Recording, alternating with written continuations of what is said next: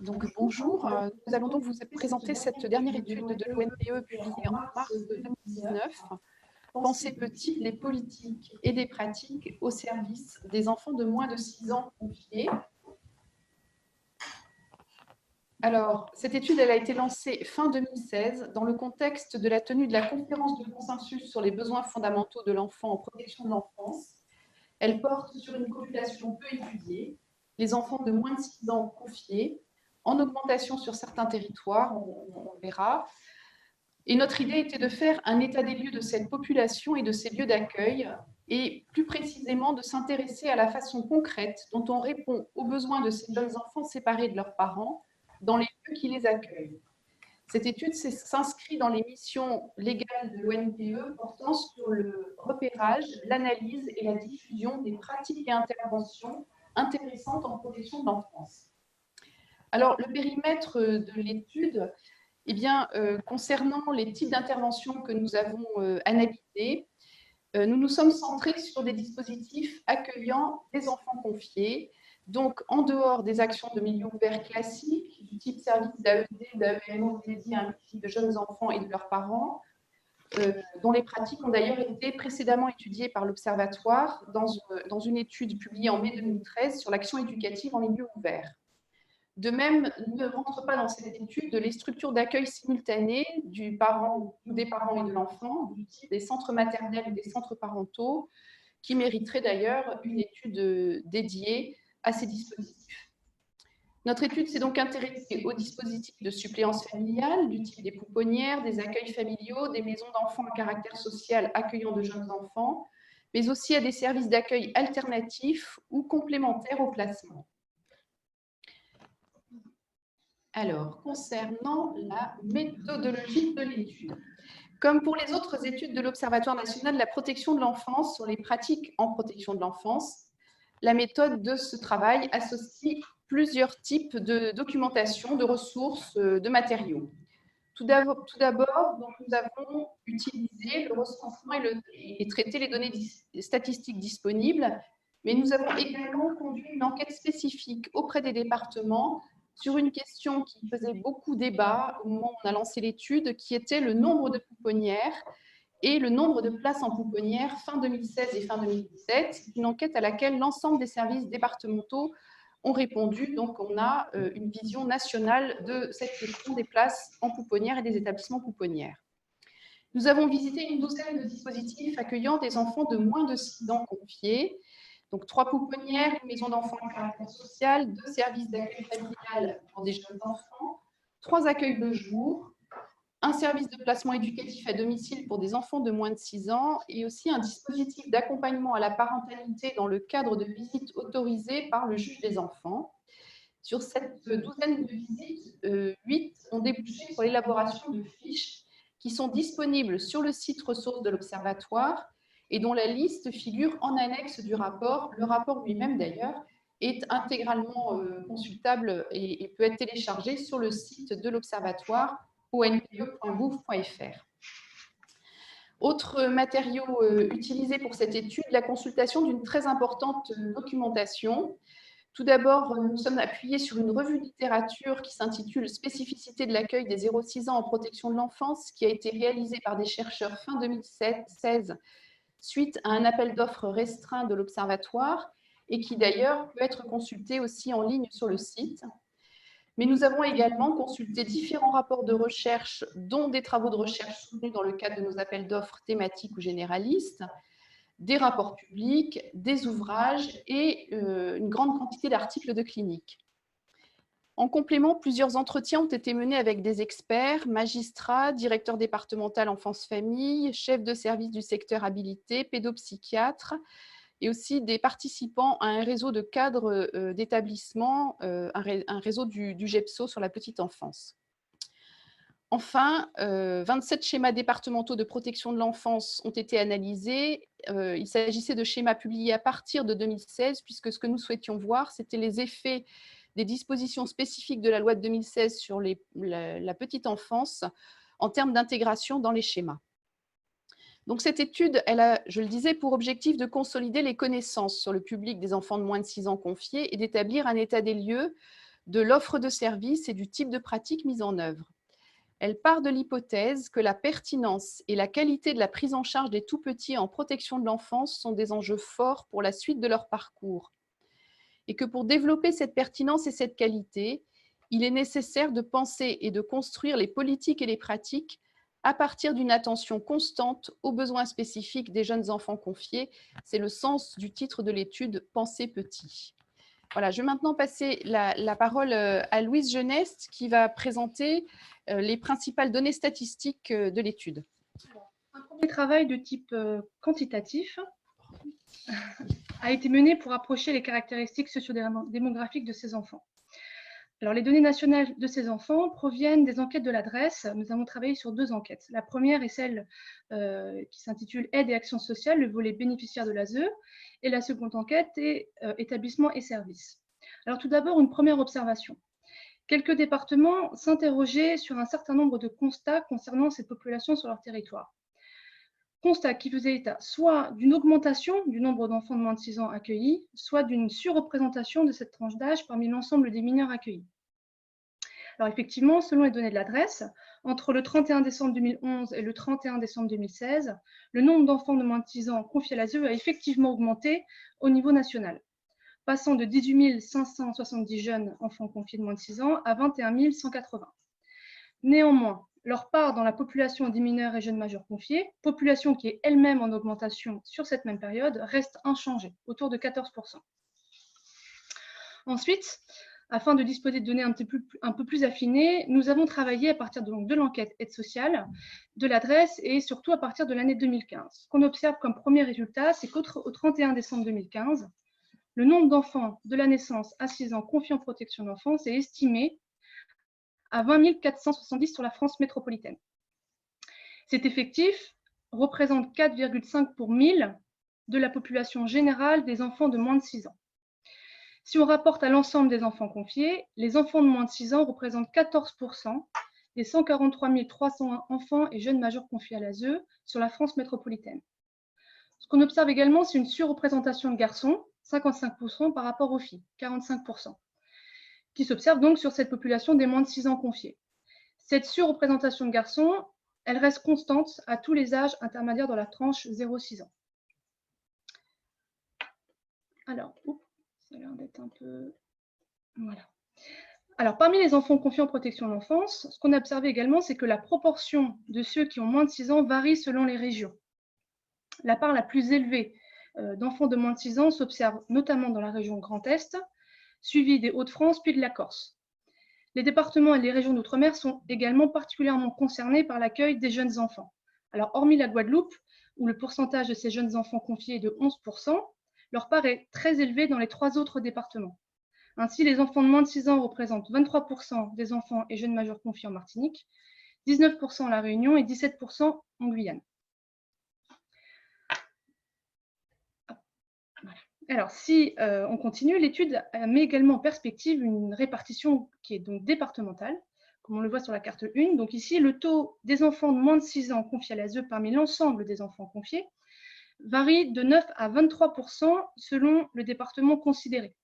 Donc les taux les plus faibles, c'est-à-dire moins de 12%, s'observent notamment dans les départements de la Corse du Sud, de Paris ou encore du Finistère.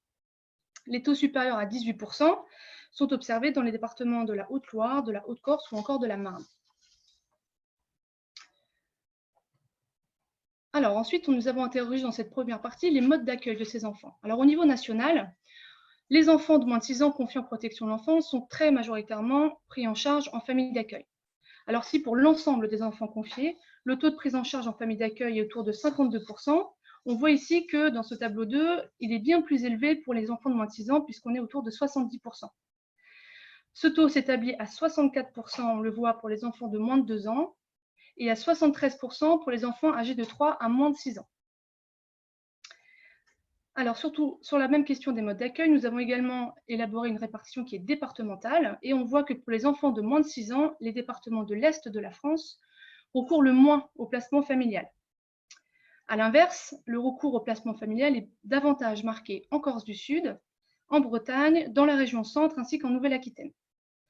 Donc les DROM, on l'a vu, dont la part des enfants de moins de 6 ans parmi l'ensemble des enfants confiés est importante, en moyenne autour de 18%, eh bien on voit qu'ils ont également majoritairement recours au placement en famille d'accueil pour les tout-petits. Enfin, comme on le précisait dans la partie méthode, l'ONPE a lancé une enquête auprès des départements français, l'enquête dite pouponnière, afin d'évaluer à la fois le nombre de pouponnières publiques et privées présentes sur le territoire, et surtout le nombre de places pour les années 2016 et 2017. Ce qu'on voit, c'est que l'ensemble des départements et collectivités territoriales ont répondu, donc c'est une enquête qui est exhaustive, et on observe qu'en 2016, l'enquête dénombre 93 pouponnières sur le territoire, dont 70 sections pouponnières qui sont rattachées à un foyer de l'enfance et 23 pouponnières dites privées. Donc au total, en 2016, 1996 places ont été comptabilisées pour l'ensemble de ces établissements.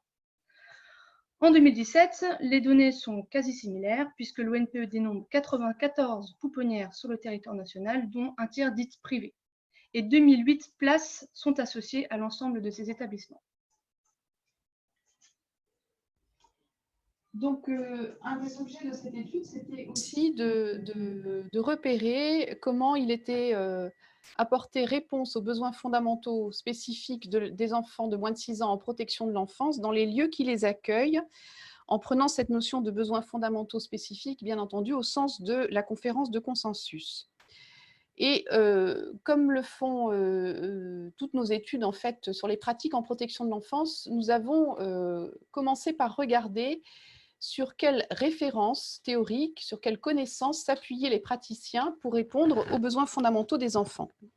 Et nous avons constaté que le champ des connaissances à disposition des professionnels pour prendre soin de ces jeunes enfants est en forte extension. C'est un champ qui est nourri par les démarches cliniques et d'observation menées par les praticiens, mais aussi par des travaux d'études et de recherche. Donc, nous nous sommes intéressés aux connaissances disponibles et aux connaissances mobilisées, notamment dans les services visités. Et nous avons rassemblé dans l'étude et présenté ces connaissances sous l'angle de quelques thématiques un peu fortes, essentielles, dans l'idée qu'elles soient reprises aussi en termes de formation, sachant que certaines approches théoriques sous-jacentes peuvent être transversales à ces thématiques. Donc, ces thématiques sont les suivantes, elles apparaissent sur l'écran. Il y a tout d'abord, bien sûr, les approches développementales, donc sur le développement de l'enfant, qui sont un champ de connaissances ancien, bien sûr, mais qui a beaucoup évolué sur la période récente, puisqu'on est passé d'un modèle du développement de l'enfant qui est principalement dimensionnel, à travers une succession de stades de développement de l'enfant, à un modèle complémentaire à cette première approche, qui porte plus sur une trajectoire développementale et qui insiste sur l'interdépendance entre les différents domaines du développement de l'enfant et les liens qui se font entre le développement socio-affectif, le développement physique, le développement cognitif, etc. D'autre part, les travaux récents insistent également sur les notions de périodes sensibles du développement, c'est-à-dire des âges de l'enfance où le rythme du développement est particulièrement important, ces périodes sensibles étant l'âge de la naissance à 2 ans et ensuite l'adolescence. Ensuite, il y a tout un pan de connaissances que nous avons regroupé sous cette notion de théorie sur les liens interpersonnels qui regroupe des travaux sur les interactions parents-enfants, sur les liens d'attachement et sur l'intersubjectivité, auxquels se rattachent des pédopsychiatres et des psychologues qui travaillent ou ont travaillé en protection de l'enfance, mais surtout qui sont aussi auteurs de nombreuses publications, donc de ressources mobilisables pour les praticiens. On peut penser donc à des auteurs comme Martine Lamour, Myriam David, Serge Lebovici, Rosa Mascaro, et aussi Maurice Berger et Emmanuel Bonneville-Baruchel. Très important également, les apports des neurosciences qui nous permettent de mieux comprendre les besoins de l'enfant, mais de mieux comprendre également l'impact des traumatismes relationnels précoces sur le développement de l'enfant, notamment grâce aux apports de l'imagerie électronique qui permet de voir les traces des traumatismes en termes de construction du cerveau. Enfin, il y a tout un champ de connaissances à mobiliser autour des signes de souffrance du jeune enfant, tels par exemple que Rosa Mascaro a pu les élaborer, les proposer à travers une sémiologie qui est très importante à connaître, puisque souvent ces signes sont discrets et sans formation, il peut être difficile de les repérer. Mais il y a également les signes de souffrance de l'enfant en termes de réaction à la séparation de ses parents. Donc là encore, toute une sémiologie qui a plus été travaillée par Myriam David. Donc, ce sont encore des ressources qui peuvent être et qui doivent être mobilisées à notre sens. Enfin, on peut noter que, notamment la revue de littérature, à travers une publication nord-américaine, a pointé tout un secteur insuffisamment exploré de connaissances qui pourrait venir à l'appui de la prise en charge des enfants. C'est tout ce qui concerne les facteurs de protection et les questions de résilience des enfants. Il semble qu'à l'étranger, et en France, c'est un peu le même état des lieux, nous ayons peu finalement travaillé ces connaissances sur le champ de la résilience. Et en contrepoint, nous avons souhaité évoquer dans le rapport une publication récente de Catherine Selnay sur une recherche qu'elle a conduite auprès d'enfants accueillis en famille d'accueil, puisqu'elle s'est intéressée justement, par rapport aux enfants de la recherche qui allaient plutôt bien, qui constituent une grande partie de sa cohorte, à ce qui avait pu être facteur de résilience pour ces enfants. Et Catherine Selnay évoque en fait 3 critères qui peuvent aider les enfants dans leur résilience. D'abord, le fait que soient engagés auprès d'eux et dans leur combat pour vivre d'autres personnes, non seulement des adultes, mais aussi des enfants, comme les enfants de la famille d'accueil, par exemple, avec qui ils vont partager la vie quotidienne. Le fait aussi que leur entourage ait des projections positives sur leur avenir, qui leur donnent de l'espoir. Et puis le fait que ces enfants puissent aussi tirer de la force de témoignages qui leur sont apportés par des personnes, des adultes qui ont eu le même parcours qu'eux, mais avant eux. Voilà, donc même si nous avons peu de travaux sur la résilience, on peut s'appuyer quand même sur un début d'élaboration, notamment grâce au travail de Catherine Selnay. Alors, donc, qu'en est-il des pratiques concernant la prise en charge des besoins spécifiques du jeune enfant confié? Nous avons donc recensé des pratiques intéressantes, inspirantes, en partant des dispositifs rencontrés. En particulier, nous avons pu repérer l'existence de pratiques centrées sur les besoins spécifiques des jeunes enfants confiés, bien sûr au sens de la conférence de consensus sur les besoins fondamentaux de l'enfant.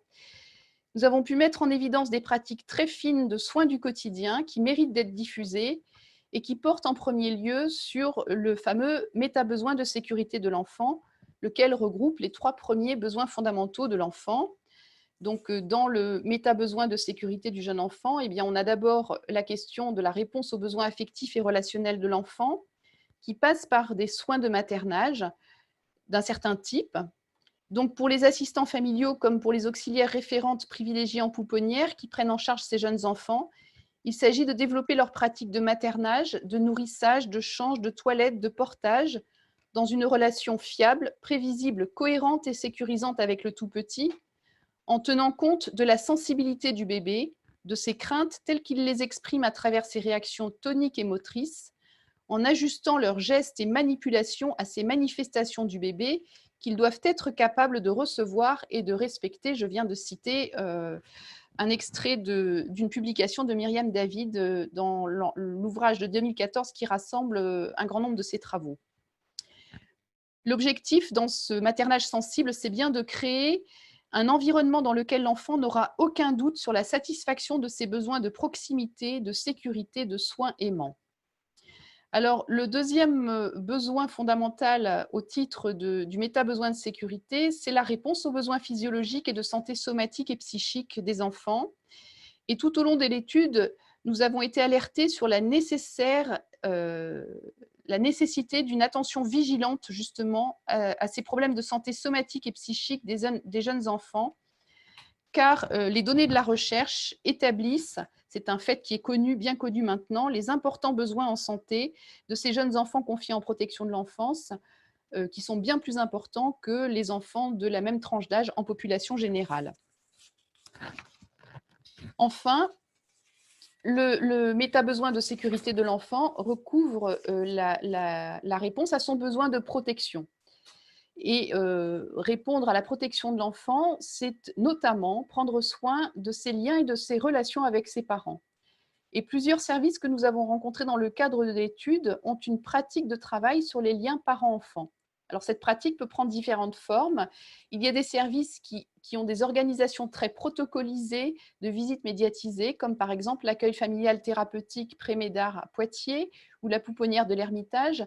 Et je vous renvoie aux fiches qui sont sur le site, sur notre site et qui décrivent précisément ces protocoles de travail.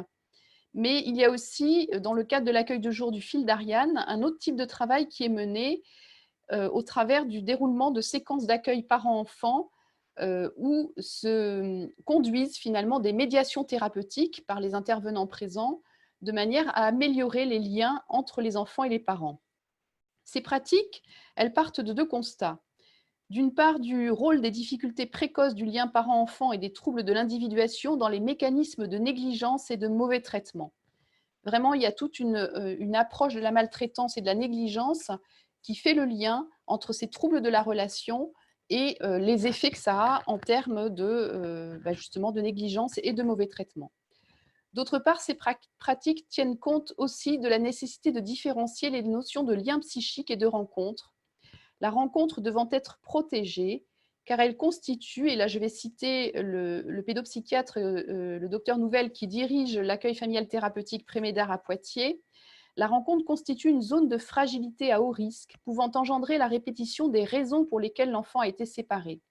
Ces rencontres peuvent amener des réactualisations de souvenirs traumatiques et avoir un impact dévastateur pour le développement de l'enfant, d'où l'importance d'accompagner de manière très protocolisée, très pensée ces rencontres.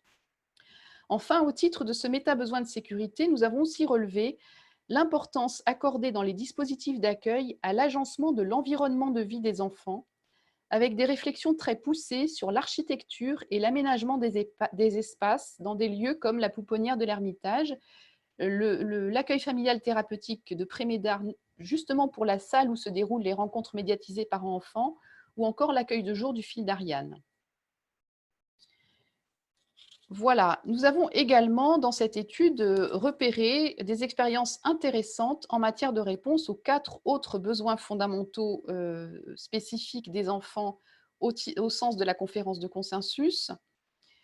Et donc, vous retrouverez dans le rapport des expériences qui permettent d'illustrer des manières de répondre de manière adaptée à ces besoins fondamentaux, par exemple le besoin d'expérience et d'exploration, mais aussi le besoin de règles et de limites. Et là, on peut citer par exemple le dispositif bateau volant, qui est une sorte de maison verte qui a été créée dans un accueil familial petite enfance en région parisienne. Donc, c'est un lieu qui est dédié aux assistantes familiales et aux jeunes enfants qu'elles accueillent, qui est donc fréquenté comme une maison verte, mais exclusivement par les assistantes familiales du service et les enfants qu'elles accueillent. Et c'est un lieu où, notamment, les jeunes enfants peuvent faire l'expérience des règles et des limites dans un autre contexte que celui de leur famille d'accueil. Réponse également aux besoins d'identité, aux besoins d'estime de soi, avec plusieurs types d'expériences, mais notamment tout un travail mené dans certains services sur la question de la continuité et du sentiment de continuité de vie des enfants, notamment ceux qui vivent dans des petites collectivités, mais pas que, hein, puisque nous avons par exemple été très attentifs au travail mené à l'accueil familial petite enfance de Jean Coxtet, sur tous les temps de préparation du départ des enfants des lieux d'où ils arrivent en famille d'accueil, en fait des pouponnières, et toute la préparation du temps d'arrivée progressif en accueil familial.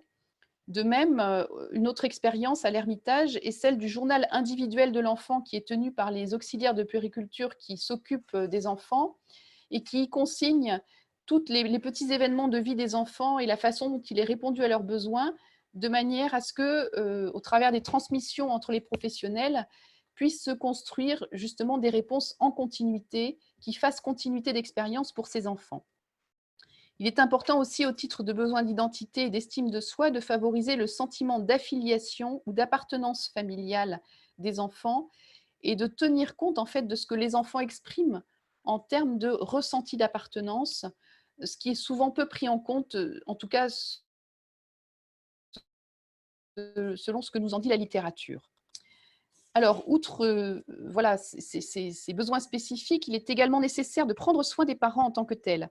Prendre soin des parents, les professionnels rencontrés ont insisté sur le fait que c'était important pour dégager les enfants de la préoccupation qu'ils peuvent avoir eux-mêmes de leurs parents et leur laisser le temps de grandir et de se développer justement en étant en sécurité par rapport au fait que les adultes qui les entourent prennent aussi soin des parents. Eh bien, cela passe notamment par la dimension d'hospitalité et d'accueil des parents qui est vraiment développée dans les services que nous avons rencontrés. Cela peut passer aussi par des stratégies pour construire une alliance thérapeutique sécurisante entre les professionnels et les parents. Ça passe aussi par l'implication des parents, comme par exemple à la pouponnière de l'Ermitage, où les parents, suite à une recherche-action, sont très impliqués dans la prise en charge de la santé de leur enfant, très associés à la prise en charge. Mais nous avons aussi rencontré des accueils de jour où des actions étaient directement menées en direction des parents, comme par exemple des groupes de parole ou des actions collectives proposées aux parents dont les enfants sont confiés. De manière générale, importance aussi de prendre soin du devenir des enfants. Ça nous renvoie aux dispositions de la loi de 2016 sur la vigilance à avoir et sur les outils qui ont été mis en place pour assurer une stabilité du parcours des enfants, à travers notamment la mobilisation du statut juridique qui sera le plus adapté à l'enfant, à ses besoins, à sa situation familiale. Enfin, de manière générale, ces jeunes enfants confiés ont besoin d'un processus et d'une pratique de soins globale caractérisée par une attention et un souci permanent à leur égard, ce que l'on peut qualifier de caregiving impliqué. Les visites des dispositifs comme la littérature nous montrent également l'importance de la fonction observante des donneurs de soins, s'agissant d'enfants qui n'ont pas encore accès au langage ou qui n'y ont qu'un accès limité, comme les études sur la santé des enfants nous le confirment. D'ailleurs, beaucoup d'enfants, de jeunes enfants ont des troubles du langage, des troubles de l'expression, des troubles de l'acquisition du langage. Et donc, c'est par leur comportement et attitudes qu'ils expriment leur mal-être. Ces comportements et attitudes doivent être donc repérés et compris. Et à travers une étude une recherche menée par Elsa Zotian, anthropologue, qui a travaillé dans des établissements accueillant des jeunes enfants, donc maison d'enfants à caractère social, pouponnière et accueil familial, nous avons été alertés, nous avons été attentifs à tout le travail que mènent les professionnels pour interpréter justement les expressions de mal-être des enfants et à toutes les ressources théoriques qu'ils utilisent et qui croisent celles que j'ai déjà évoquées pour justement donner du sens à ce que les enfants expriment. Alors, la dernière partie du rapport porte sur la question de savoir comment impulser et rendre possible le fait de penser petit, c'est-à-dire comment porter cette exigence finalement de se mettre à la place des jeunes enfants pour tenter de percevoir ce qu'ils ressentent et organiser leur prise en charge à partir de leurs besoins, voire de leur point de vue. Alors, cela passe par plusieurs choses que nous avons donc développées dans cette partie. Tout d'abord, par la mise en œuvre de politiques volontaristes de reconnaissance des besoins du jeune enfant confié. La loi de 2016 a commencé à le faire, elle contient des dispositions spécifiques à la jeune enfance, mais il nous semble que cette attention aux plus jeunes doit se décliner à tous les niveaux, au niveau des projets de services, comme l'ont fait certains des services rencontrés, par exemple le service d'accueil familial Jean Coxté, à un moment de son histoire, décidé que c'était important de dédier une équipe d'accueil familial à la petite enfance. C'est également au niveau des schémas départementaux qu'il nous semble que cette exigence doit être portée, et c'est une préconisation que nous avons faite à la fin du rapport. D'autre part, pour impulser et rendre possible ces pratiques du penser petit, il est important de soutenir ce que nous avons appelé le processus interactif de production de connaissances et d'évolution des pratiques. Je l'ai déjà dit, nous avons observé dans notre étude l'existence de pratiques extrêmement réfléchies, avec une attention portée aux détails du quotidien et à l'environnement de ces jeunes enfants. Mais les équipes qui mènent ces pratiques très fines sont également capables de les remettre en question et de s'adapter, d'adapter leur mode de faire en ayant toujours à cœur d'observer les réactions des enfants. Et il nous semble que ces approches, à la fois très construites, très pensées et en même temps capables de se remettre en question, sont possibles d'une part parce que les praticiens ont intégré les connaissances et s'appuient réellement sur les connaissances pour penser leurs pratiques, mais qu'elles sont aussi possibles parce qu'une partie des praticiens ont une expérience de participation à la recherche et mènent des recherches-actions.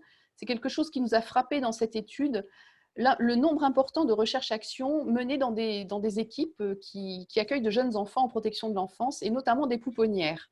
Ces recherches-actions débouchant, comme le terme de recherche-action le laisse entendre, sur des réorganisations de certains aspects de la pratique pour mieux répondre aux besoins des enfants. Nous avons eu plusieurs exemples qui sont cités dans le rapport. Enfin, ce qui rend possible le fait de penser petit, c'est aussi le développement de formations, bien sûr, mais de formations d'un certain type. De formations qui incluent, comme le dit le rapport Giampino, une dimension de réflexivité sur l'effet de ces interventions sur les jeunes enfants confiés. Des formations qui aident les professionnels qui prennent en charge les enfants à avoir conscience finalement de l'effet de leur action auprès des enfants sur les enfants eux-mêmes. Et à ce titre, à titre d'exemple des formations développées pour les personnes qui sont plus proches des enfants, on peut citer celui d'un service de placement familial du Calvados qui a développé une formation pour soutenir et renforcer le maternage sensible des assistants familiaux qui accueillent des enfants de moins de 6 ans dans le service. L'idée de cette équipe, c'était qu'il y a régulièrement, et beaucoup le savent et l'expérimentent dans leur propre service, des ruptures d'accueil des jeunes enfants en accueil familial. Or, pour tenter de faire face à ces ruptures, pour tenter de les éviter, le service s'est dit qu'il fallait vraiment travailler sur une formation au maternage sensible, c'est-à-dire aider les assistants familiaux à répondre de manière adaptée aux manifestations d'insécurité des enfants, à ne pas se sentir remis en question par ces manifestations d'insécurité, à les comprendre comme des troubles de l'attachement des enfants. Et ce qui est intéressant dans cette expérience, c'est que sur les 24 assistantes familiales qui ont suivi la formation, eh bien, il n'y a pas eu, après la formation, de rupture d'accueil. Il n'y a eu qu'un cas où un enfant a dû partir parce que le profil de la famille d'accueil ne lui correspondait pas, mais il y a vraiment eu un changement dans l'expérience sur les ruptures d'accueil des jeunes enfants. Or, on voit bien l'enjeu de ce type de formation en termes d'avenir des parcours des enfants en protection de l'enfance, puisque lorsqu'un parcours commence par des ruptures, il y a de fortes chances malheureusement que ça se poursuive ainsi pour les enfants dans la suite de leur trajectoire. Voilà, donc dernier point que vous trouverez dans le rapport, l'importance des pratiques en pluridisciplinarité qui s'appuient sur des outils. Là aussi, nous avons relevé les expériences intéressantes dans ce domaine. Donc, des équipes qui s'appuient sur des outils d'observation et d'évaluation du développement de l'enfant et de ses interactions avec ses parents. Des équipes qui se donnent aussi des temps et des espaces de travail collectif, notamment pour tout ce travail d'interprétation de l'expression des enfants, des jeunes enfants. Des équipes qui veillent à des rythmes rapprochés d'évaluation s'agissant de jeunes enfants qui sont dans leur période sensible de développement. On a même une équipe qui évalue la situation des enfants tous les 3 mois. Le recours à des supports qui favorisent la narrativité pour les enfants. J'ai déjà parlé du journal de la pouponnière de l'Ermitage, mais il y a également un journal des enfants dans un accueil de jour parentel. Et puis, bien sûr, des coopérations intra- et interinstitutionnelles très importantes, notamment avec le champ de la santé. Il faut réinsister sur cette dimension, dès lors que beaucoup de services n'ont pas de ressources médicales propres en interne.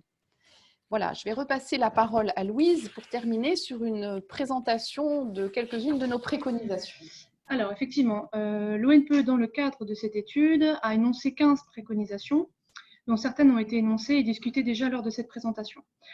Alors, on va vous en présenter certaines d'entre elles, notamment... Alors, attendez, je n'ai pas passé...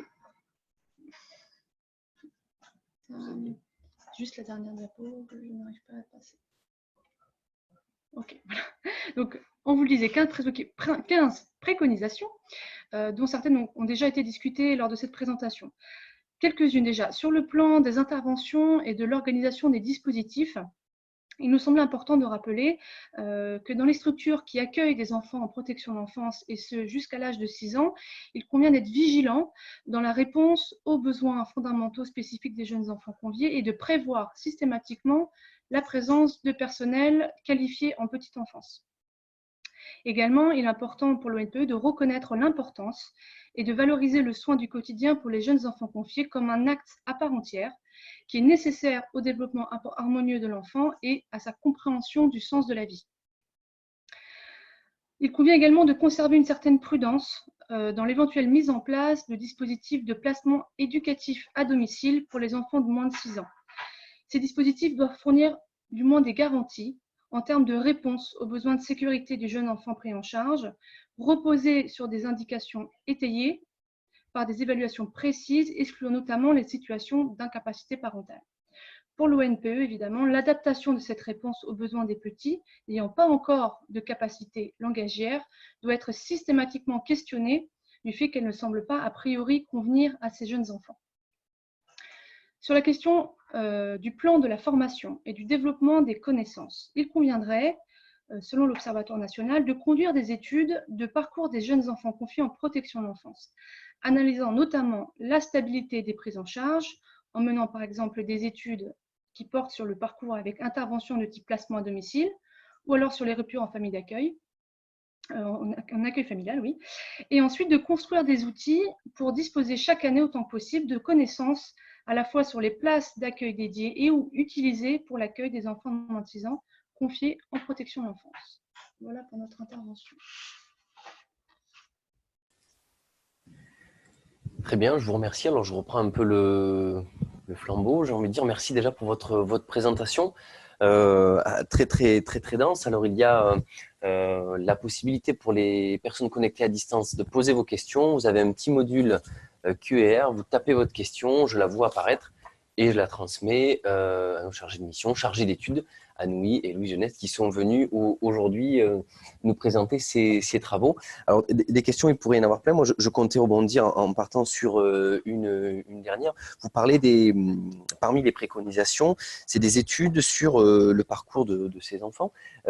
Est-ce qu'il en existe aujourd'hui des études de ce type qui ont été lancées, qui sont lancées ou devraient être lancées? Quelle visibilité avez-vous sur ce type d'études? Si on voudrait en savoir plus et peut-être les suivre et être présent quand elles sortiraient. Avez-vous connaissance d'études sur justement le parcours de ces enfants dont vous parliez dans ces préconisations qui pourraient être en cours? Alors, de manière générale, il existe bien sûr des études sur les parcours d'enfants en protection de l'enfance. Ça commence à être bien connu. Il y a l'étude ELAP. Et c'est souvent des études qui partent de la fin des parcours pour reconstituer les parcours. Donc ça, c'est une approche bien connue. Comme on est sur la petite enfance, nous, il paraît important aussi de centrer des études sur ce temps particulier pour avoir une meilleure connaissance et représentation de ce qui se passe réellement pour les jeunes enfants. Alors, je citerai une étude qu'on a utilisée dans le rapport sur laquelle on s'est appuyé, qui est une étude menée par Séverine Heuillet et Hélène Join-Lambert, qui reprend sur une cohorte d'enfants qui était en famille d'accueil à 3-4 ans et qui avait fait l'objet d'une première étude. Cette cohorte a été reprise à l'âge de 9-10 ans. Et en fait, ce qu'on voit, c'est que à l'âge de 9-10 ans, un tiers des enfants qui étaient donc en famille d'accueil à 3-4 ans ne sont plus dans la même famille d'accueil. Ils sont toujours placés, mais ils ne sont plus dans la même famille d'accueil. Donc, ça veut dire qu'il y a un tiers de cette cohorte, c'est entre 40 et 50 enfants. Ce n'est pas forcément significatif au plan quantitatif, mais il se trouve que ce tiers des enfants qui ont déjà eu une rupture de placement familial pendant la petite enfance, ça correspond aux chiffres qu'on a au niveau international. C'est-à-dire qu'en France, on ne s'intéresse pas aux ruptures de placement familial, on n'a pas de données sur cette question, en dehors de cette petite étude en réalité. Mais à l'étranger, il y a beaucoup de travaux, parce que comme à l'étranger, ils mettent beaucoup le paquet sur l'accueil familial et qu'on a des pays... notamment eh bien, l'Angleterre, les États d'Amérique du Nord, le Canada, etc. Il y a des options qui sont prises en termes de politique de protection de l'enfance pour aller plutôt vers l'accueil familial, mais c'est aussi des pays qui font des études pour évaluer.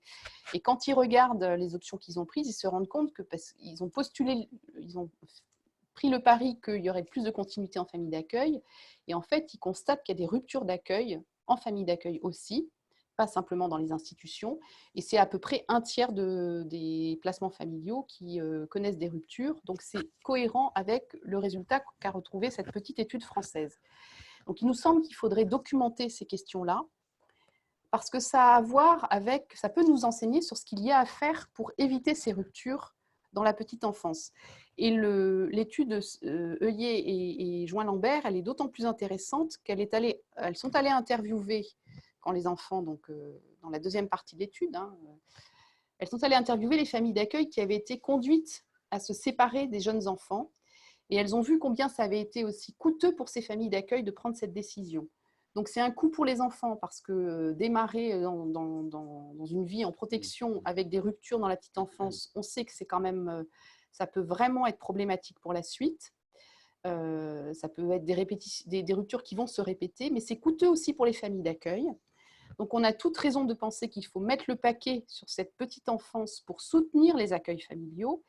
Et l'expérience du Calvados que j'évoquais a justement cet objectif d'essayer de lutter contre les ruptures d'accueil en aidant les assistants familiaux à s'y prendre mieux avec les enfants, et notamment avec leurs troubles de la sécurité interne, leurs troubles de l'attachement qui les rendent très difficiles à élever et qui font que certaines familles d'accueil baissent les bras finalement et renoncent, à la fois par manque de formation et probablement aussi par manque d'accompagnement.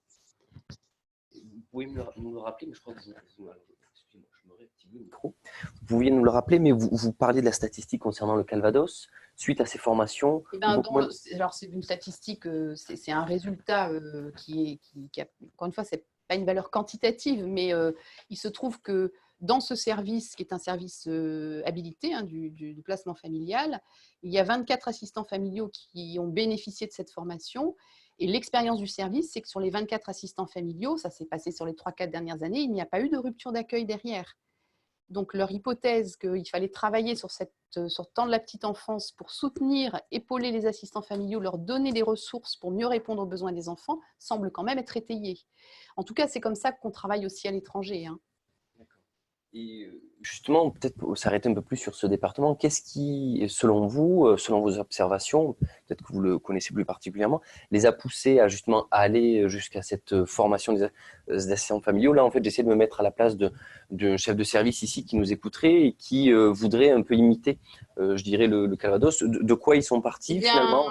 En l'occurrence, ils sont partis d'une très bonne formation sur les questions d'attachement. D'une très bonne connaissance des problématiques d'attachement, et donc du coup d'une connaissance de ce qui se fait à l'étranger. De la part des cadres, du coup, de la part de tout le monde? D'une psycho et d'éducateurs, c'est-à-dire qui ont pu transmettre ça aux cadres et prendre l'initiative de cette formation. Et donc accompagner ces assistantes familiales avec cette ressource théorique très bien intégrée, mais aussi partagée. Parce qu'on a cité dans le rapport une autre expérience, qui est une expérience d'un département, qui est la même piste de travail, mais qui n'a pas aussi bien marché, probablement parce que justement, l'ensemble du service ne partageait pas de la même manière la référence théorique, et tout le monde ne travaillait pas suffisamment dans le même sens avec les assistants familiaux autour de ces questions d'attachement dans la petite enfance. Donc tout ça, c'est des expériences, il faut être prudent, mais elles sont intéressantes, et en plus, quand on connaît ce qui se passe à l'étranger, en Amérique du Nord, c'est comme ça que les professionnels travaillent avec les familles d'accueil aussi, sur des programmes fondés sur l'attachement, en soutenant les assistants familiaux. Il y a toute une publication anglaise aussi, qui a été traduite en français, qui porte sur ces questions-là. Donc voilà, on peut aussi s'appuyer sur ce qui existe à l'étranger.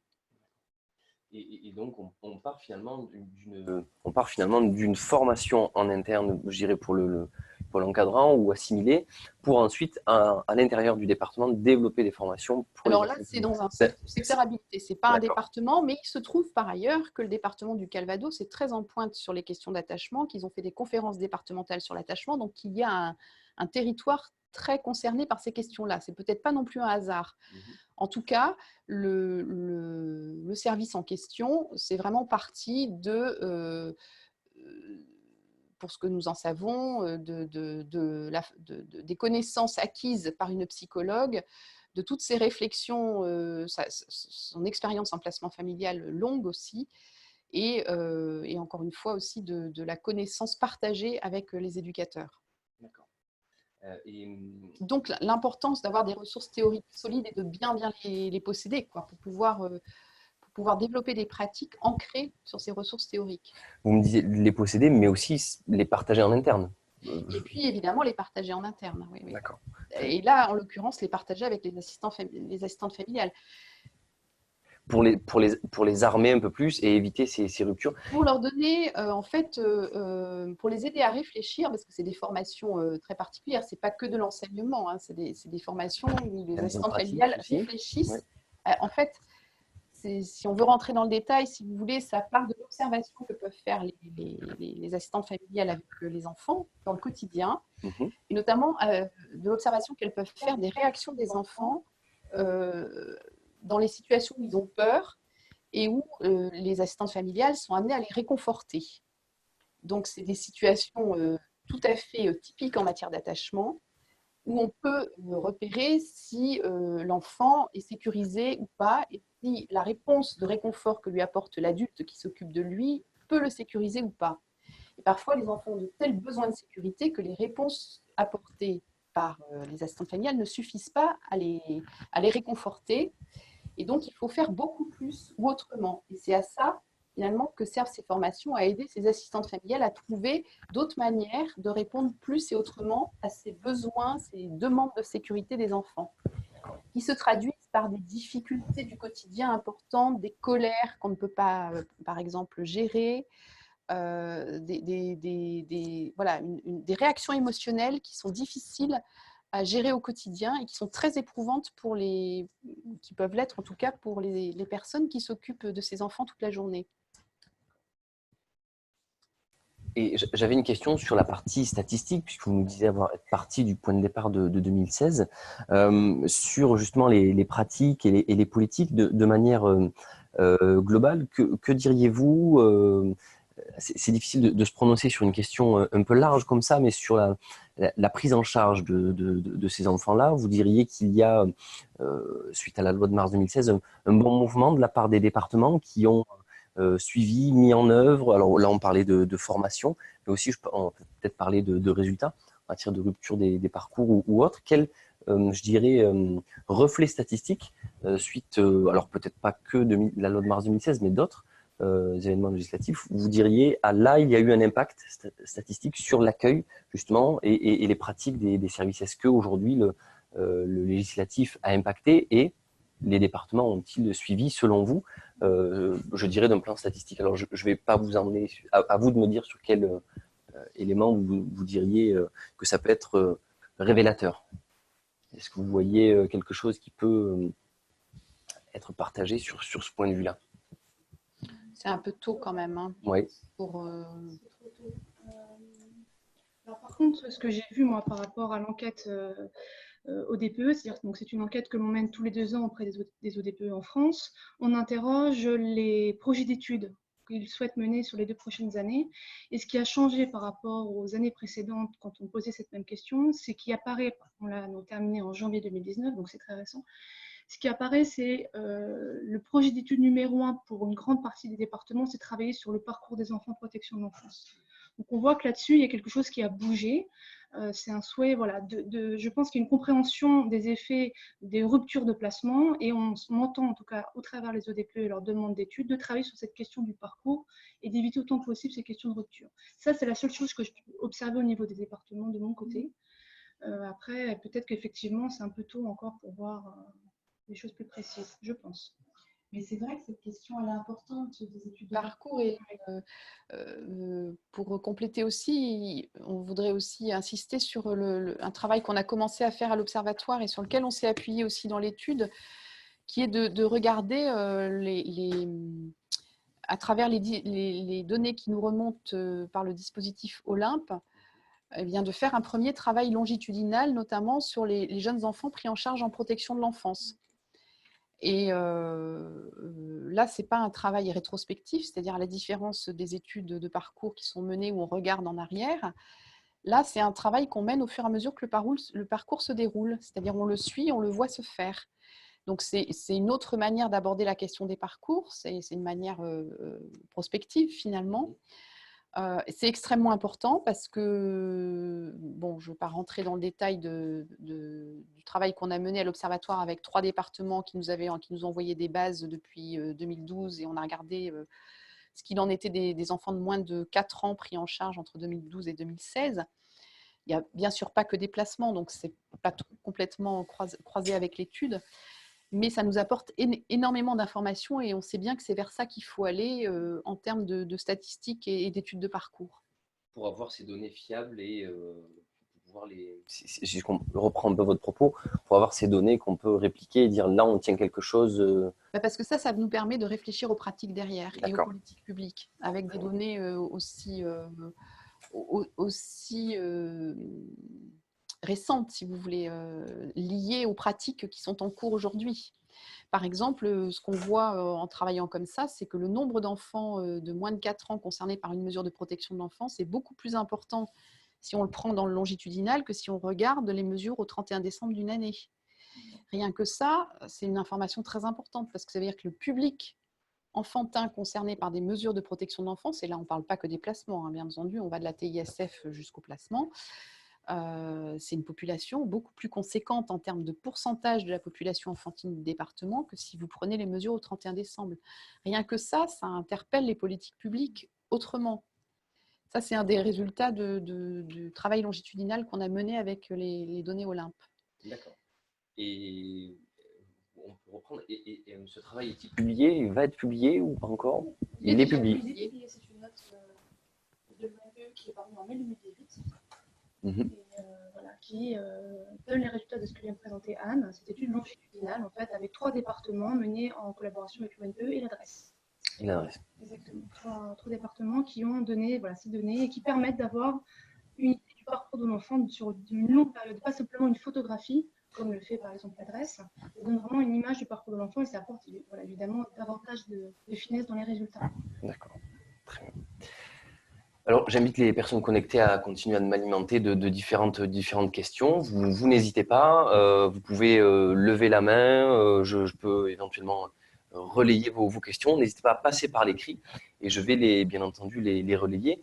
Alors, comme je le disais lors de ma présentation, il y a une ouverture de cette conférence au réseau Petite Enfance parce qu'on souhaitait que les services de PMI y aient également accès. Est-ce que sur vos observations, il y a un travail commun intéressant à valoriser avec des services de PMI dans des départements que vous auriez observés? Ou bien là, c'était pas forcément dans le cadre de votre étude.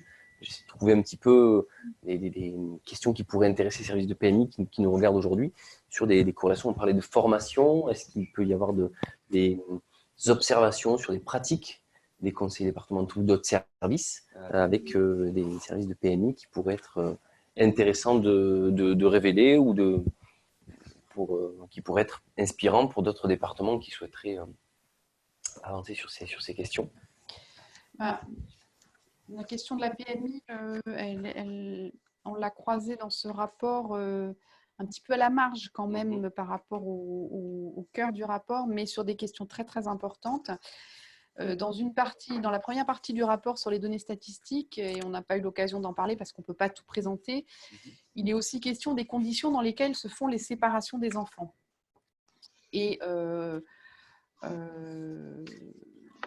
notamment, on a été amené à parler du placement d'enfants à la naissance, parce que c'est quelque chose qui semble revenir. Donc on est autour des enfants de moins de 6 ans, donc il y a un certain nombre de départements où on nous a dit qu'il y avait finalement pas mal de situations d'enfants qui se trouvaient confiés dès la sortie de la maternité, dès la naissance, avec parfois des préoccupations qui sont repérées dès la période de la grossesse. Et nous avons au moins, alors il y a plusieurs choses qu'on a souhaité évoquer. Tout le travail d'accompagnement qui peut être fait par la PMI et via des expériences comme le projet Panjo, par exemple, pour soutenir, alors cette fois, non pas la sensibilité maternelle des assistantes familiales, mais la sensibilité maternelle des parents. C'est-à-dire, en fait, c'est un peu les mêmes présupposés théoriques, mais c'est dans les situations des situations notamment d'isolement parental. Il y a tout un programme qui a été développé, notamment avec des PMI et avec une équipe de chercheurs au départ, qui est l'équipe du professeur Guedné, pour aider des femmes isolées à l'occasion d'une première grossesse eh bien, à s'occuper de leur enfant, à le prendre en charge, à construire un lien avec lui le plus sécurisé possible, grâce notamment à des visites de puéricultrices qui viennent très très fréquemment sur un premier temps au domicile soutenir la maman principalement. Donc il y a ce programme-là en prévention, j'allais dire, qui est très important pour soutenir la création d'un lien d'attachement sécurisé parent-bébé et qui tend à se développer dans pas mal de départements. Et puis par ailleurs, on a évoqué d'autres initiatives sur les situations où il y a le plus de préoccupations et vraiment d'inquiétude pour certains enfants pendant la période de grossesse. On a 2 expériences de service, un de PMI et puis un autre dans une maternité, en milieu hospitalier, de travail sur comment organiser le repérage, la prise en compte des préoccupations dès la grossesse et accompagner des parents vers une probable prise en charge de leur enfant au moment de la naissance, à la naissance. un probable placement au moment de la naissance. Donc on a 2 expériences de travail dans ce sens-là, de manière très très partenariale, en réseau. Qui rassemble qui comme vous dites, partenarial, j'imagine? Alors, l'ARS, eh bien non, c'est vraiment des acteurs de terrain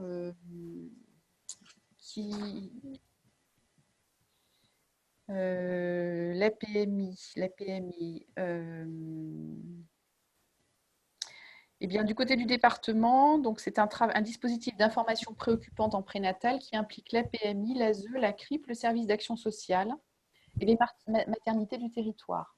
Donc tout un réseau en fait de travail, encore une fois, autour des situations les plus difficiles, où la préoccupation est très importante et où les professionnels qui suivent la grossesse perçoivent que les parents ne pourront pas prendre en charge l'enfant à la naissance et qu'il faudra aller vers un placement. Donc comment faire ça au mieux en accompagnant les parents aussi dans cette décision, en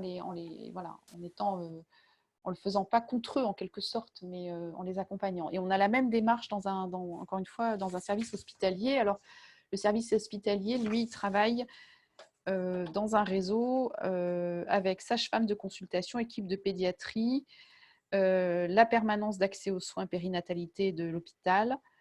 Voilà. Et là, c'est un service social hospitalier qui coordonne en fait cette initiative. Bon, merci pour on voit que vous avez une très belle connaissance de vos travaux. Alors, vous avez travaillé dessus. Alors, j'ai une question qui nous vient des participants connectés à distance. Avez-vous recensé des pratiques professionnelles innovantes ou intéressantes auprès des parents d'enfants placés permettant de favoriser le retour des enfants en famille? Une chef de service, me semble. Donc, avez-vous recensé des pratiques professionnelles innovantes ou intéressantes que vous pourriez nous partager ici auprès de parents d'enfants placés permettant de favoriser le retour de ces enfants en famille? Non, ce n'était pas dans l'axe de notre travail. Donc, c'est vrai qu'on n'a pas, dans les entretiens, on n'a pas abordé ces questions-là.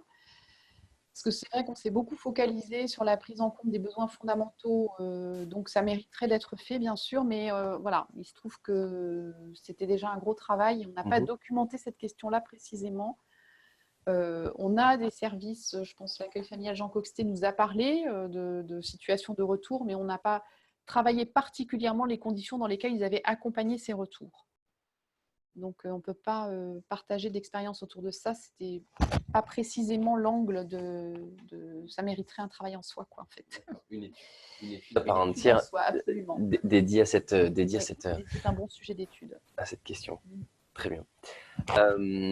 Alors, pour l'instant, je n'ai pas davantage de questions à vous partager de la part des agents des départements connectés ou des différents ODPE ou même moi-même. Est-ce qu'il y a peut-être, vous avez forcément fait un choix, cette étude elle est dense.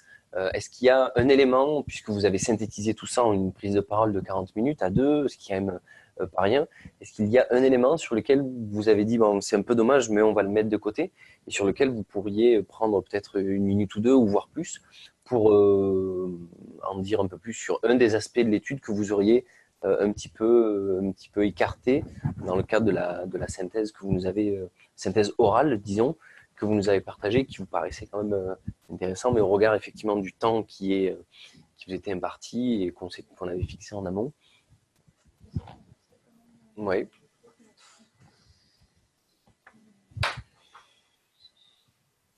On dit ça par rapport au temps. Peut-être la question des recherches-actions quand même. Parce que c'était quand même intéressant de voir que dans cette étude qu'il y avait pas mal de recherches-actions autour de dispositifs accueillant des jeunes enfants, et notamment les pouponnières, qui sont des établissements qui sont parfois assez décriés.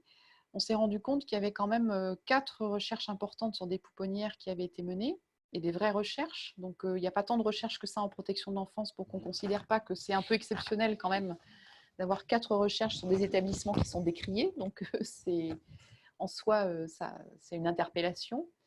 Et en plus, quand on les a lues, quand on a lu les résultats, on s'est rendu compte que ces recherches sont véritablement des recherches-actions, c'est-à-dire qu'elles ont eu des effets dans les établissements où elles ont été menées. Ce sont de vraies recherches, c'est-à-dire qu'il y a des vrais corpus, il y a un vrai corpus, il y a une pouponnière où il y a 130 enfants qui ont été suivis, pris en charge, qui ont été suivis pendant 10 ans pour savoir ce qu'ils devenaient. Il y a des vrais résultats, par exemple, dans cette recherche-là, les Poussinets, on voit que si les enfants ont été pris en charge avant 24 mois, le type de travail que va faire la pouponnière est beaucoup plus léger et les possibilités de récupération des enfants sont beaucoup plus élevées que s'ils sont pris en charge après l'âge de 24 mois. Donc ça, c'est des vrais résultats pour la pratique. Pareil pour la recherche Rousseau sur Saint-Exupéry, qui montre que plus on a différé la prise en charge d'un enfant dont le placement est nécessaire, et plus il y a des effets sur le développement de l'enfant, voire des risques de handicap. Or, là aussi, il y a 130 parcours d'enfants qui sont examinés dans la recherche Rousseau, donc c'est des corpus relativement importants qui montrent bien que différer une prise en charge nécessaire peut être extrêmement péjoratif pour l'avenir de l'enfant. Donc là aussi, c'est des résultats. Dans la recherche des Poussinets, comme l'ensemble du personnel a participé finalement à la recherche, il y a eu des effets en termes d'action pour améliorer, par exemple, les veilles de nuit dans l'établissement. Et pour aider les veilleurs de nuit à considérer qu'ils ne sont pas simplement là pour faire de la présence, mais qu'ils sont là aussi pour être attentifs aux terreurs nocturnes des enfants, les rassurer, qu'ils sont des figures de sécurité pour les enfants la nuit. Et donc, il y a une amélioration dans la manière dont ces veilleurs de nuit sont présents dans l'établissement, suite à la recherche. Donc ça, c'est des vraies recherches-actions quand on a des effets sur la pratique. On a aussi une recherche dans le Nord, sur 2 pouponnières, une recherche menée par Rosa Mascaro, qui est intéressante parce que pour montrer comment des enfants peuvent bénéficier de soins en pouponnière, alors des enfants sur des pris en charge très petits, pendant 4 mois, sur des pouponnières très équipées, il y a une grille de qualité de prise en charge dans l'établissement qui a été bâtie, qui est fort intéressante, qu'on a repris dans le rapport, parce qu'elle nous paraît très intéressante, parce que c'est les conditions dans lesquelles la prise en charge en pouponnière pourra être bénéfique pour les enfants. Il faut qu'il y ait un certain nombre de conditions de fonctionnement de l'établissement qui ont été élaborées dans le cadre de cette recherche. Donc ça, c'est aussi des supports pour le travail. Donc on diffuse tous ces outils parce qu'ils nous paraissent extrêmement importants pour les équipes qui ont vraiment envie de prendre en charge les besoins des enfants. Outils, rappelez-nous, sur le site, dans la synthèse. Je veux retrouver ces outils dans le rapport. Dans le rapport, directement. Très bien. Pas dans la synthèse, parce que quand même, les outils, c'est un peu complexe. C'est pas en une ligne, donc il faut faire un peu un effort de rentrer dedans. Mais par contre, on peut après aussi aller derrière les articles pour approfondir. Mais voilà, on les a déjà rendus accessibles dans le rapport. Très bien, alors j'ai 3 nouvelles questions qui viennent d'arriver. Donc déjà, merci d'avoir fait ce partage. Je vais me charger de les lire auprès de Anne et de Louise. Alors, une question. Pourriez-vous nous préciser quel département a mis en place un dispositif d'IP prénatal impliquant le service de PMI?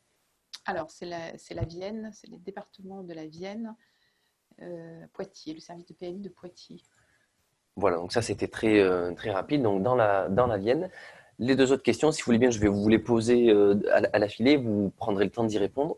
Alors Madame Prono qui nous pose une nouvelle question. Donc le pourcentage important de placement en pouponnière peut-il être interprété comme un problème de meilleure détection ou de manque de prévention?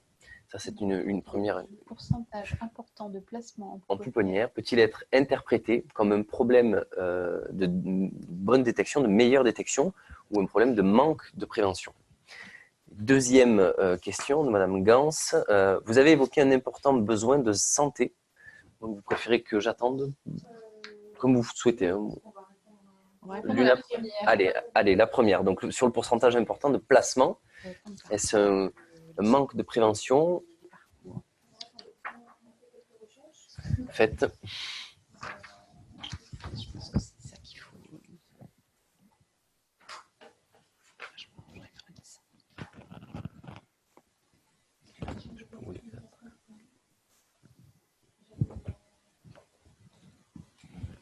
Alors, augmentation des placements en pouponnière, ça on ne sait pas trop en fait.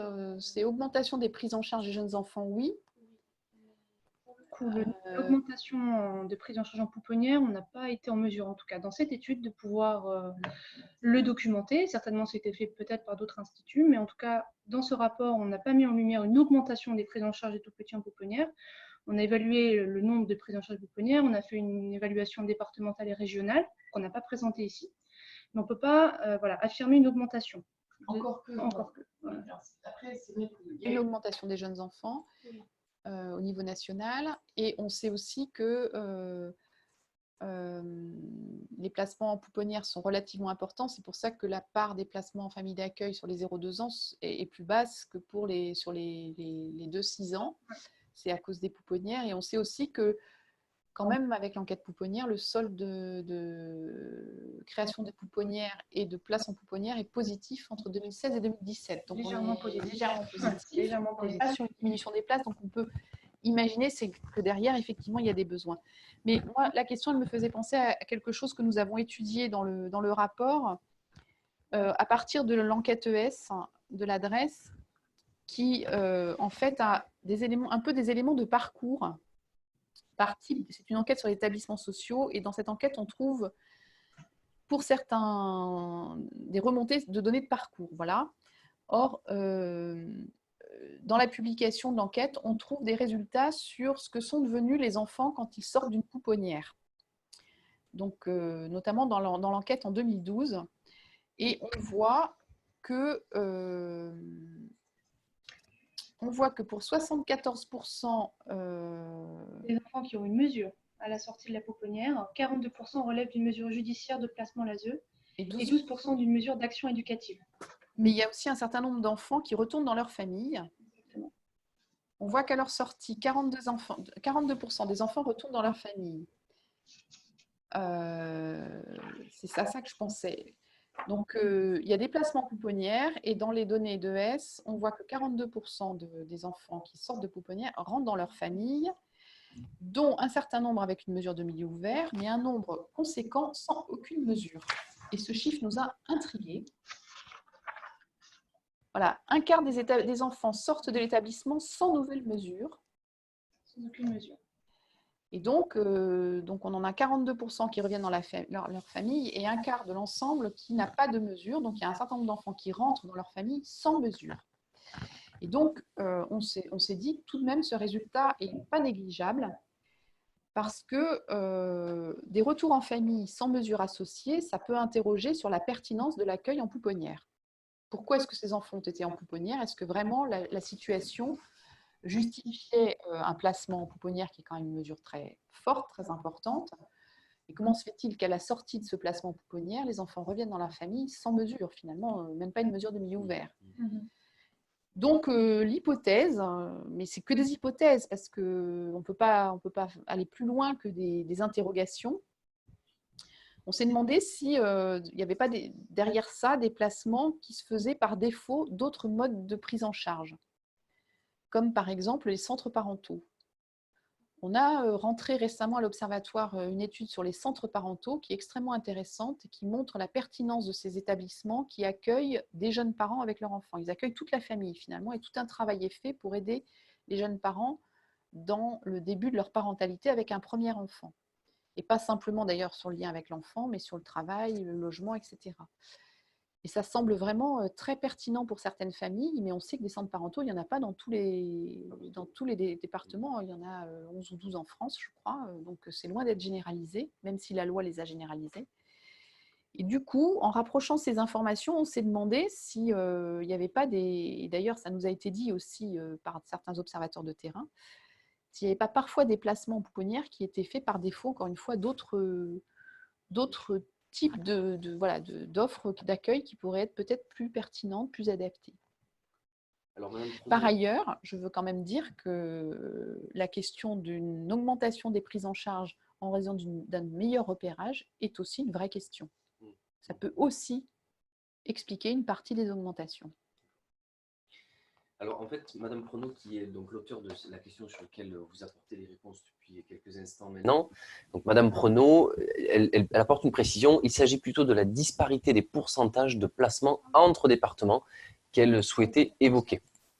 Ah oui, mais ça, on a déjà dit qu'on n'avait pas.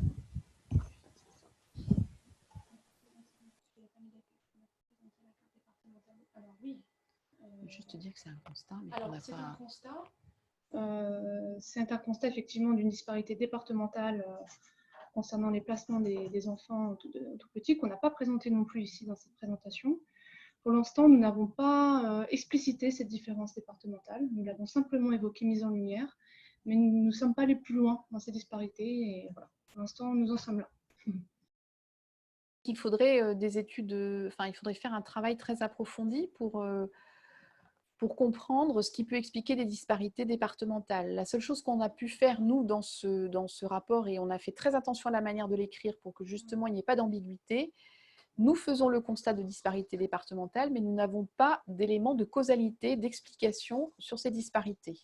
Elles sont probablement multiples, mais là aussi, elles nécessitent un travail en soi qui est assez complexe à mener et qui devrait être mené de manière assez neutre, c'est-à-dire qu'il faudrait essayer de les comprendre sans essayer de vouloir orienter le résultat, c'est-à-dire diminuer ou augmenter les placements des jeunes enfants. Il faudrait essayer de comprendre pourquoi il y a des disparités sans vouloir tout de suite jouer sur l'orientation à la hausse ou à la baisse des données.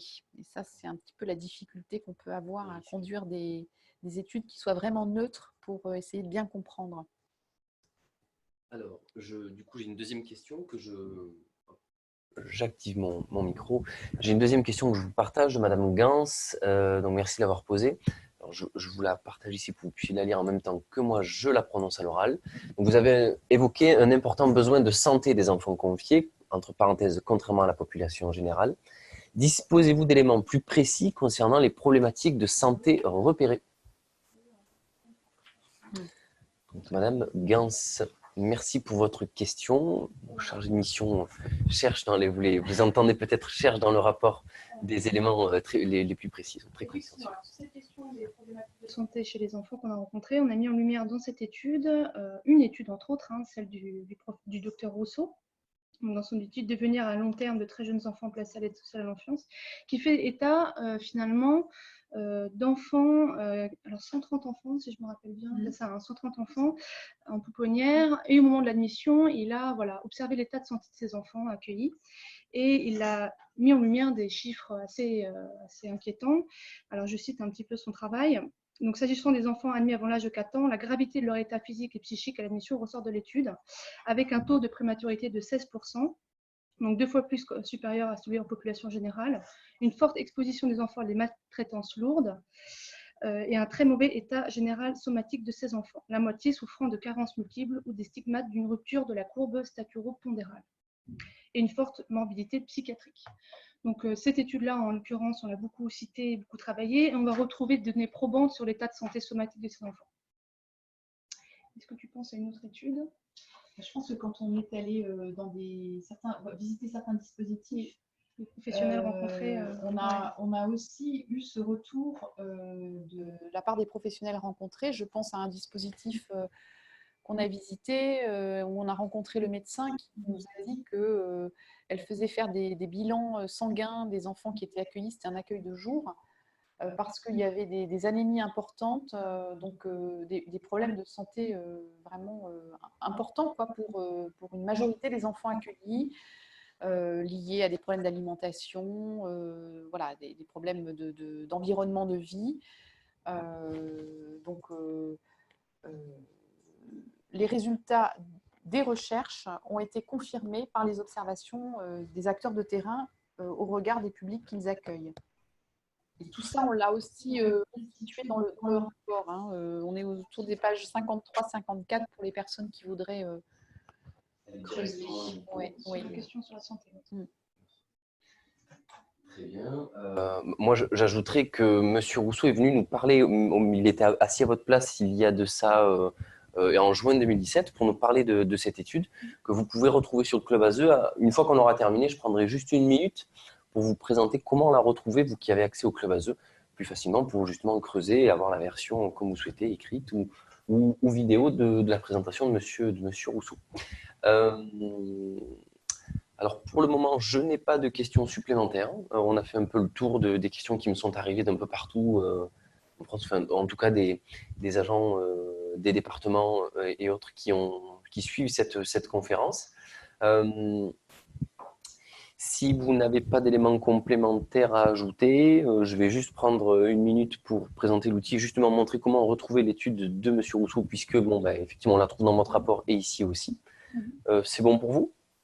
Très bien.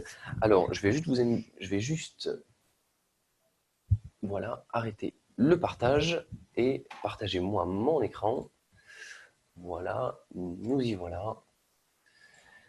Voilà, donc juste quelques instants pour vous partager un petit peu sur le Club ASE, vous y avez accès. Si vous êtes connecté aujourd'hui, c'est que vous savez un petit peu comment faire. Et justement, pour retrouver l'étude de M. Rousseau, je vais vous montrer. C'est très rapide. Vous êtes connecté. Vous avez donc accès à Aide sociale à l'enfance. Vous cliquez et vous voyez une petite brique en haut de votre écran s'ajouter, là dans le moteur de recherche. Alors là, j'ai filtré sur à la fois toutes les questions et toutes les formations qui sont enregistrées relatives à l'aide sociale à l'enfance et tout ce qu'on organise depuis un certain temps. Donc ça, c'est la partie un petit peu sociale que vous avez en déroulant. C'est le wall, c'est mon mur. Voilà, un protocole départemental de prévention, voilà, avec différentes questions et réponses. Mais vous, ce qui vous intéresse, c'est la partie formation. Eh bien, on va ajouter un filtre ici, formation en haut. Vous voyez ma souris qui est en haut et vient de s'ajouter une deuxième boucle. Donc là, on a la webconférence sur laquelle vous êtes connecté. Et puis, je vais descendre et je vais avoir tout un tas de webconférences qui ont été organisées par moi, pour la plupart par le réseau. Et je vais tomber à un moment donné. Donc ça, c'est aussi M. Rousseau qui avait fait un MOOC sur l'avenir de la protection de l'enfance en 3 étapes. Donc, vous m'excuserez, je passe un peu vite, mais voilà, pourquoi intervenir tôt en protection de l'enfance, hein, on le retrouve un petit peu là-dessus et on continue de descendre avec tout un tas de contenus que je vous invite à aller voir et on va y arriver, on y arrive ici. Le devenir des enfants placés à l'ASE, 129 enfants suivis sur 22 ans, la recherche Syntex 2011-2017, tout un tas de documents voilà, qui ont été partagés par M. Rousseau et des participants en nombre comme aujourd'hui qui ont pu suivre cette webconférence. Voilà. Merci à toutes les deux d'être venues nous partager ces travaux qui vont vivre, être diffusés, en tout cas dans les différents départements. Donc déjà, merci de vous être rendus disponibles.